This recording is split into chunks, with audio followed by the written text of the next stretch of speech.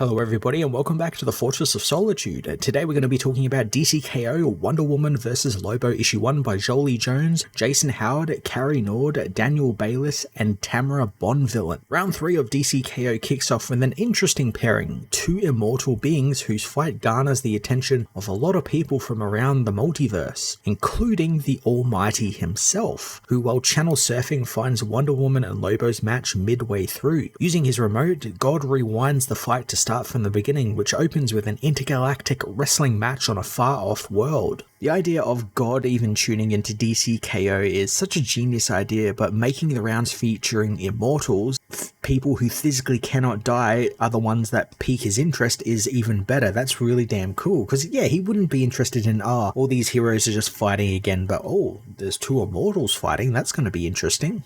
And it's right, since how the hell is an immortal going to win against another immortal? While Lobo works the crowd, Wonder Woman gets ready and makes her debut into the ring, wanting Lobo to test his mettle against her. The rules get laid out again for us and the contestants, and they're the same as every other KO match. The first 2 rounds wins, and the match begins with Wonder Woman delivering quick jabs and punches, jumping right into the fight in a bit of a cocky way. She thinks she's very much more experienced than Lobo and is trying to take the fight to Lobo and catch him off guard. But Lobo takes the hits like they are nothing, returning the favor before more showboating. Diana being caught off guard by Lobo initially is interesting, since she's usually pretty tactical when it comes to fighting. Like she doesn't really underestimate foes, and maybe this is just the tournament kind of getting the better of these characters, where they're just trying to get through to the next round and trying to win to get to the heart to become King Omega. And of course, we can't let someone like Lobo win the King Omega championship. I can also see her thinking it might be an easy win, since Lobo has tangled with people like Superman and Green Lantern, and they've always dealt with him before. So I could see her wanting to try and take him by surprise and think of him as something that she could easily best. As Lobo showboats around, Diana hooks him with her lasso, delivering a sharp knee to his face, telling Lobo that while the lasso compels him to tell the truth, she isn't going to lie, and admits that Lobo is the worst. Sick of the warrior's comments, Lobo catches her fists, finding her to be the worse than him as he punches her hard in the face over and over, an act that actually kills Diana, winning the first round. I'm liking how fast these rounds are going, or at least the first round goes pretty quickly in all of these books. It's always just a simple fist fight round, kind of like feeling out the land of like where these heroes land in terms of like power and everything. It's kind of like the appetizer before the actual meal, which is round 2. Round 2 soon begins, and Wonder Woman dons her gold armor as Lobo gloats about being one win away from winning. Diana sees Lobo and his noisy bike blasting into the Themyscira-themed arena, and she takes shelter in a nearby temple, as the Zarnian promises to grind up every bone in Diana's cowardly body before the Justice League can even find her. Diana soon reveals herself, tossing her shield at the bike, knocking Lobo off of it and through the nearby temple. Lobo reveals his new form, and holy shit, he took the form of the New 52 Lobo, which technically isn't Lobo, since it's another Zarnian who killed Lobo. It kind of took his name and place, which I guess makes him Lobo in a way, and maybe that's kind of like the technicality these rules are running on, where, well, technically this person was named Lobo, so technically Lobo can become him and choose his form. And it makes me think, it's like, can that apply to other heroes as well? Can Batman become any type of Batman, or does it have to be what Bruce Wayne has become? Or can Diana become any type of Wonder Woman, or does it have to be a Wonder Woman who Diana has been? I'm thinking too much about it, and my best guess is don't think too much about it. It's just meant to be a bit of fun. Lobo says that he chose this form since he wanted to give Diana some eye candy to look at. The heart soon reveals that in her ideal form, Wonder Woman has her sisters by her side, and so it spawns in Donna Troy, Cassie Sandsmark, and Yara Flor, the Wonder Girls. This is kind of cool that Diana gets what are basically kind of like Elden Ring, Dark Souls summons to help her with a boss battle. And it's also not considered cheating, since the heart allowed her to do it, since she's working with her sisters. That's like her ideal form, is being with her sisters and working with them. Wonder Woman is quick to use her sword to cut off Lobo's arm, leaving it to the Wonder Girls to beat him with his own cut-off arm. So during this time, we actually get only one panel of this, but I love it so much, and that is while Wonder Woman and the girls are jumping Lobo, even Jumper, Wonder Woman's kangaroo friend, is getting in on the action and is actually boxing the space dolphins Lobo is usually hanging out with. That itself could have been a whole sequence, setting up Jumper, coming in and helping out in the last minute, but I like that it's just one panel, it's right at the bottom of the page, it catches you so off guard, and it's great.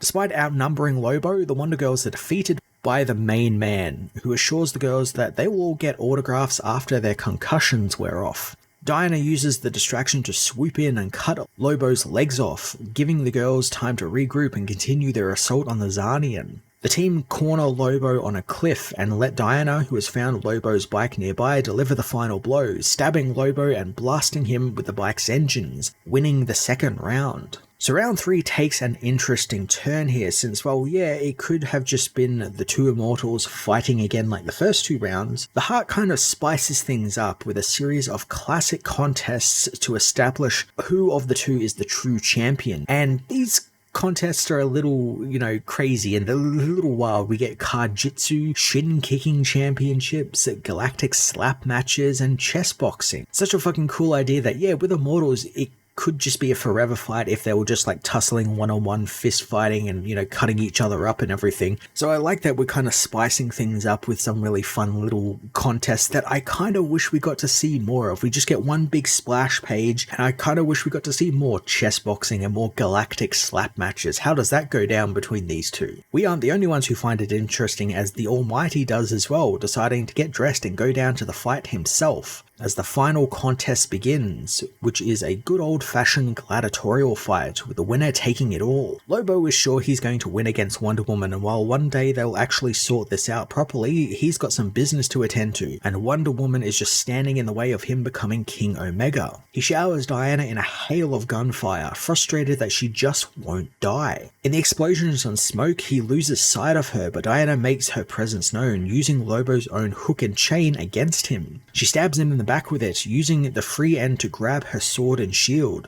Doing all this though just angers Lobo, who frees himself from the hook and uses it to hook Diana under her ribs, demanding that she admit that she's dying for him to get his hook into her. I'm absolutely loving how rough these fights are and how we're getting loads of stuff we don't particularly get in superhero fights. Usually it's just them punching each other through buildings, until the other one just falls down exhausted or is defeated, quote unquote. But here we get stuff that immortal characters would be able to do to each other, like cutting off limbs and breaking arms and stabbing each other with swords. It's great stuff. Jones also allows Lobo to be just a yapper, and a gross, kind of misogynist yapper at that, and it's great since it's all in character, and I love Diana has no time for his shit either. She barely talks throughout this entire issue, and she's just like, I just want to get on with this, I don't care what this guy says, I'm gonna defeat him. Wonder Woman tries to stab Lobo with her sword, but he grabs her wrist, snapping it like a twig. Lobo seems a bit angry at Diana's failed disembowelment attempt, reminding the hero that he is the main man, the toughest, orneast son of a bastard in the universe. Lobo makes one fatal mistake during his monologue though, as he takes the Lord's name in vain, and since the Almighty is watching, he doesn't really like that. The Heart proclaims that this cannot be good for Lobo, as Diana uses her knee to drive the sword into Lobo's chest, and thanks to the Almighty tearing up the contract for Lobo's immortality, he is left mortal and is killed by the sword, meaning Wonder Woman wins the entire round. Now this is a pretty fun way to conclude what could have been a never-ending battle. God literally had to get involved, and it's very funny that Lobo running his mouth is what was really his downfall. Diana also did get the better of him through tactical advantage with the knee to the sword and ramming that through his chest, which is cool, and it's a fun way to end round 3. Meanwhile, back at the Watchtower, the army of Booster Gold's dogpiled the Darkseid-possessed Booster Gold Prime. World Forger knows that Darkseid is weak in his current form, and if Booster has to die for Darkseid to die, then it's a price he's willing to pay. Darkseid has other ideas though, blasting off his doppelgangers before shooting Forger in the chest with the Omega Sanction, killing World Forger instantly. Darkseid tells the dead being that when someone underestimates him, they find out just how wrong they really are. He's happy Forger is gone though, since in his death he served his purpose, something which Darkseid knows was inevitable. While we don't really have a lot of context for what these parts are just yet, we're slowly building up a story here with them appearing in each issue, and that's what I really appreciate. They're not just being relegated to the mainline DCKO book, we're getting a little bit of the story every time we get one of these issues. One aspect I do like seeing is how Darkseid seems to be coming out more and more in Booster, kind of evolving in him. Like, when he first appeared, he was just merely possessing Booster and just fighting off World Forger and all these characters, and now he's using the Omega Sanction. So does this mean Booster is like physically going to turn into Darkseid? I'm excited to see what's going to happen with Booster now and how they're going to use Darkseid's powers to get into the KO tournament properly. DC KO Wonder Woman vs. Lobo issue 1 was a damn fine issue that explored just how a round-based fight works when both combatants are immortal. Jolie Jones wrote an excellent Lobo and a pretty decent Diana, although she didn't do much talking throughout the issue, instead letting her fighting skill do the talking for her. The use of round-based matches was creative and kept things interesting from page to page, and I'd love to see this team tackle another round of the DC KO event or some other tie-in, since I think they did a pretty good job and it was all very fun. I had a great time reading this issue. I'm going to give this issue an 8.5 out of 10.